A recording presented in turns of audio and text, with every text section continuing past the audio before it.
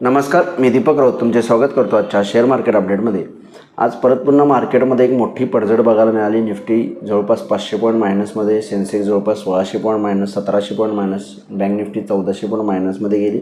आणि आजच्या पडझडीच्या मागचं कारण होतं वाढणाऱ्या कच्च्या तेलाच्या किमती ते $104पर्यंत पोहोचलेत. त्यासोबत रुपया जो घसरून नवीन लो 94 रुपयाच्या बियॉन्ड गेला आहे. आणि या सगळ्यांमुळं अर्थव्यवस्थेवर दबाव येणार आहे, गव्हर्नमेंटच्या स्पेंडिंगवर दबाव येणार आहे. त्यासोबत आज पेट्रोल डिझेलवर एक्साईज ड्युटी गव्हर्नमेंटनं कमी केल्या. त्याचा परिणामसुद्धा गव्हर्नमेंटच्या फायनान्शियलवर जवळपास 1,20,000 करोडचा फटका सरकारच्या रेव्हेन्यूमध्ये बसणार आहे सरकारला. आणि त्यामुळे कदाचित एक्सपेंडिचर कट येऊ शकतो, स्लोडाऊन येऊ शकतो. आणि ह्या सगळ्याचा परिणाम बँकांच्या अर्निंग्जवर येऊ शकतो. लोन डिफॉल्ट्स, NPA राईज आणि बऱ्यापैकी मार्केट आणि इकॉनॉमीला ट्रेस येऊ शकतो.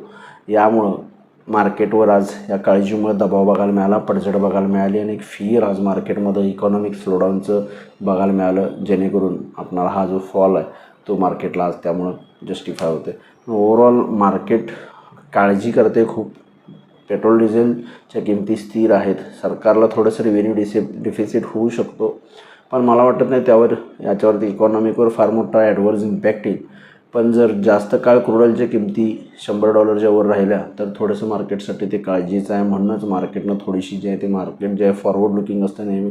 मार्केट जे आहे ते भविष्याच्या चिंतेमध्ये डुबले की जर किमती आणखी महिना 2 महिना अशा $100च्या वर राहिला तर एक मोठी इकॉनॉमिक रिसेशन येऊ शकतं आणि त्यामुळे मार्केटलाही पडझड बघायला मिळते. त्यामुळे लवकरात लवकर सीजफायर होऊन straight of Hormuz fully open आणि ऑपरेशनल होणं गरजेचं आहे.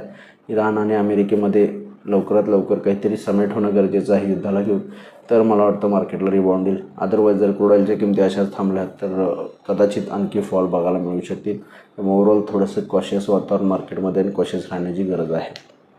आज बघायला झालं तर टेक्निकली सोमवारी market monthly expiry plus weekly expiry आहे, कारण मंगळवारी सुट्टी आहे. सोमवारच्या सेशनला ट्रेड करायचं असेल तर निफ्टीसाठी 22,801 लेवल आहे. 22,800च्या खाली गेलं तर 22,500पर्यंत निफ्टी परत पुन्हा येऊ शकतो. रिकव्हरी 23,000पर्यंत येऊ शकते. 23,000च्या वर आला तर एक मिनिंगफुल रिकव्हरी परत 23,100 23,200पर्यंत येऊ शकते. आज ज्या पद्धतीने 500 पॉईंटचा फॉल दिला आहे त्यामुळे थोडंसं काळजी करणं गरजेचं आहे की रिकव्हरी येते का नाही, त्याबद्दल थोडीशी साशंकता आहे. त्यामुळे निफ्टीला 22,800च्या वर 23,000 पहिला रेजिस्टन्स आहे. 23,000च्या वर गेलं तर एक रिकव्हरी परत पुन्हा 23,200 300पर्यंत येऊ शकते. अदरवाईज 22,800च्या खाली मेंटेन राहिला तर 22,500पर्यंतचा फॉल मार्केटला बघायला मिळू शकतो. बँक निफ्टीमध्ये सुद्धा वीक ट्रेंड वाटते. 52,500च्या बिलो क्लोज दिला, त्यामुळे थोडंसं काळजी करण्याचं काम आहे. 52,000 नेक्स्ट लोअर लेवलला सपोर्ट आहे. 52,500च्या वर गेला तर 53,000पर्यंत जाऊ शकतो. अदरवाईज डिक्लाइनिंग आला 52,000 आणि 52,000च्या खाली गेला तर 51,500पर्यंत सुद्धा परत पुन्हा बँक निफ्टी जो आहे तो आपल्याला गेलेला बघायला मिळू शकतो. त्यामुळे थोडंसं कॉशियस वातावरण आहे, थोडंसं काळजी करण्याचं निश्चित कारण आहे. आज NSEमध्ये 374 शेअर्स पडलेत, निफ्टीमध्ये 2668 शेअर्स पडले, निफ्टीमध्ये 6 शेअर वाढले, त्या बाजूला 44 शेअर्स पडलेत. पडणाऱ्या शेअर्सची संख्या जास्त आहे. एवना सेक्टर इंडिसायजेसमध्ये सुद्धा सगळे सेक्टर्स मायनसमध्ये आहेत. त्या आजचा fall banks, auto, metal, realty या सेक्टरने लीड केला आहे. सगळे सेक्टर्स 0.5% ते 3%पर्यंत मायनस आहेत.